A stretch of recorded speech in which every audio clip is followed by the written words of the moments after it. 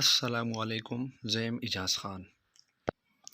نن موږ د کلاس 9 بایولوژي چپټر نمبر 2 سالوینګ ا بایولوژیکل پرابلم لیکچر نمبر 2 باندې ډسکشن کوو چې سالوینګ ا بایولوژیکل پرابلم څه ته وایي، ساينټیفیک میتھډ څه ته وایي، بایولوژیکل میتھډ څه ته وایي او سټپ اف بایولوژیکل میتھډ څه ته وایي.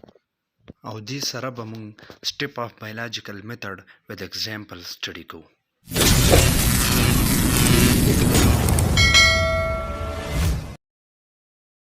Now I will discuss solving a biological problem.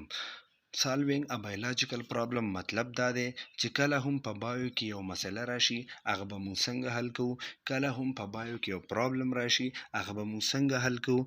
دې ته solving a biological problem ویلی شي. Next topic دی what is scientific method. Scientific method څه ته وایي؟ The method which are used to solve a scientific problem is called scientific method.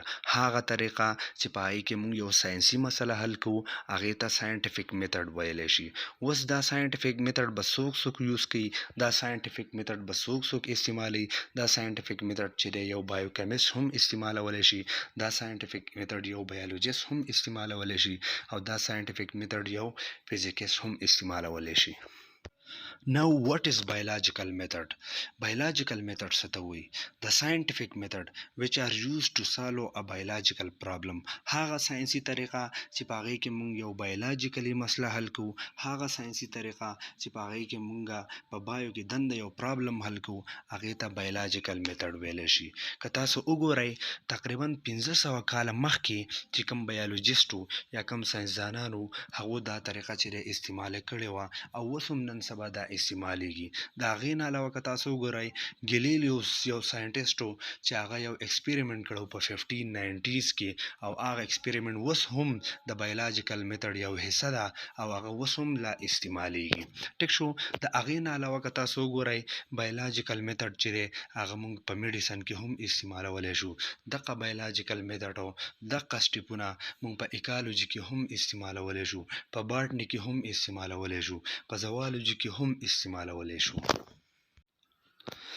Now I will discuss the example of biological problem.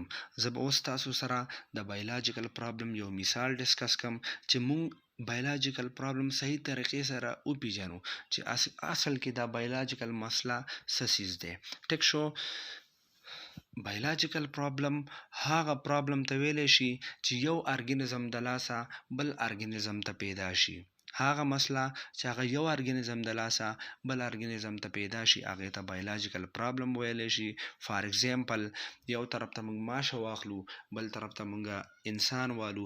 کله چې ماشه دا انسان وچیچي نو د دې ماشې د وجې نه دې انسان ته ملیریا ولګي. دغه ملیریا ایښی دی یو بایولوجیکل پرابلم دی. نو د یو ارګانیزم نه بل ارګانیزم ته یو بایولوجیکل پرابلم پیدا شو چې هغې ته موږ ویلی شو ملیریا. ټیک شو. اوس دغه بایولوجیکل پرابلم به موږ په څه باندې استعمالو، په څه طریقې به موږ دا حل کوو، د دې سلوشن به موږ راوباسو. نو دې لپاره موږ بایولوجیکل میتھډ استعمالو. دویم اگزامپل که تاسو وګورئ کله چې انسان په ګرمۍ کې دنه ډېره زیاته خوله وځي. ټیک شو. صحیح ده. زموږ په سکین کې دنه پور ځي د هغې په ذریعه سویټ چې دی یا خوله بهر ته وځي. ټیک شو. نو چې کله دی لامبي نو دغه اوبه چې دی واپس په دې پورز باندې دنده نه راځي. زموږ په سکین کې پورز دي چې په هغې باندې خوله بهر ته وځي، خو چې کله موږ لامبو نو دا اوبه په دغه پورز باندې دنده نه راځي. نو که تاسو خیال وکئ دا هم موږ سره یو بایولوجیکل پرابلم دی، یو مسله ده. نو دې لپاره به موږ یو بایولوجیکل میتھډ استعمالو او د دې حل به راوباسو. انشاءالله سټپ اف بایولوجیکل میتھډ به مونږ په لیکچر نمبر 3 کې ډسکس کوو. که دا ویډیو ستاسو خوښه شوي دا ویډیو لایک کړئ، چینل سبسکرایب کړئ او د نورو ویډیوز لپاره مونږ سره اوسیږئ.